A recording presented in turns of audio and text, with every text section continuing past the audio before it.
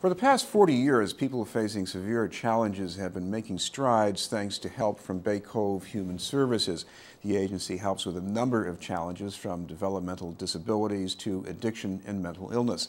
To talk about the programs and the upcoming anniversary is our guest from Bay Cove, the president and CEO, Bill Sprague. Thank you very much for being with us, Bill. Chris, it is my pleasure. Take us back to the beginning, because I'm thinking back to the 1970s here when we started to have this new word, deinstitutionalization. So I know what that word says we're not doing anymore, but you had to come in and say what we're doing instead.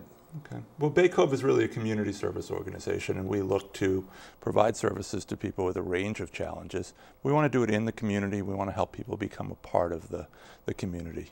Our first program, which was our Andrew House Detox program in 1974, really came about when addiction was going to become a disability that was going to be served through treatment, not through jail.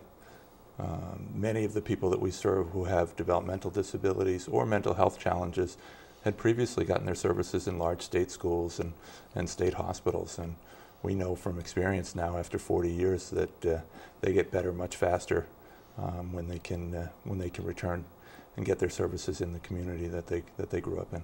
We'll talk about some of the younger people you serve with developmental disabilities, because we're not talking about people who are stuck at a certain level in a certain stage of life. We're talking about people who can move from one level to another and even be self-sufficient eventually. Certainly, we've learned that in many cases before programs like ours existed, the potential for people with disabilities was really, very much underestimated. And so as we've gotten to work with people, we've learned that their potential is really great. We can help people live independently, and many people have moved from supervised group home kinds of situations into their own apartments and live on their own quite successfully.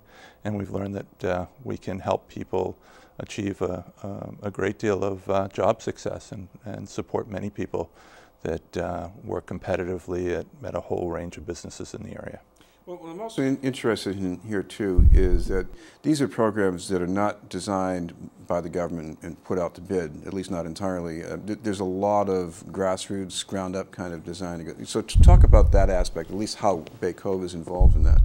Well, certainly some of our services are in fact, what the government is looking to purchase. But what we've learned over the years is that while we serve thousands of people, everybody who comes to us is an individual with their own set of skills, with their own set of challenges, and with their own set of goals. And so we're constantly looking at how can we modify the programs that we run to best meet individual needs. And as some of the challenges that we work with and some of the people that we work with, their needs are complicated. We're often working with our funding sources to look at how we can develop new programs that can better meet evolving needs. Well, one need that we're hearing a lot more about, I wouldn't say it's exactly new, but we're hearing that it's getting to be more severe, and that's substance abuse. So what do you see Bay Cove doing in the future? Well, actually, it's interesting because Andrew House was Bay Cove's first program in 1974, exactly. And that was a detox program that we've seen evolve a great deal over the 40 years. When it started, it was primarily a program for middle-aged alcoholics. Now, the unfortunate epidemic that we hear about and the governor spoke about recently is really with heroin addiction. And the people that we're serving are more and more people who are addicted to heroin. Heroin, unfortunately, is very available to people and very inexpensive and very, very pure, so it's strong.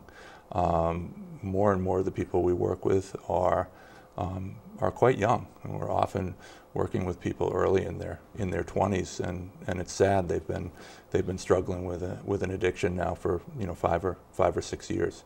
So we have a range of services that are really a continuum of residential placements to help people be in a treatment environment for a period of several months before they're ready to go back out on their own. And we also run outpatient services, including a methadone treatment program. Methadone's a medication to help people deal with the symptoms of cravings and withdrawal from opiates. Well, one thing you have in common with the people you serve and their families is that you have to get out there and fight for resources. So I think that sometimes, maybe it's not always a direct function, but I guess there's implicitly at least this advocacy mission that you have to do. So how do you see, especially this fundraiser coming up, how you fit into that? Well, we do a lot of advocacy, and we view advocacy as covering two different areas. One is advocacy specifically for Bay Cove and the people we serve, and then advocacy on behalf of sort of the industry in general and services for people with disabilities. We do rely on and value greatly private support. Public funding meets the basics, but private support really allows us to do some of the things that I mentioned earlier, really allows us to meet individual needs and specialize our programming.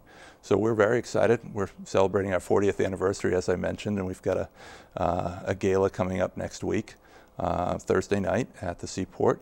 And we're excited. We're going to be giving our first Changing Lives Award to Mayor Walsh, who has been a long-term supporter of Bay Cove since many of the programs we run were in his district when he served in the legislature.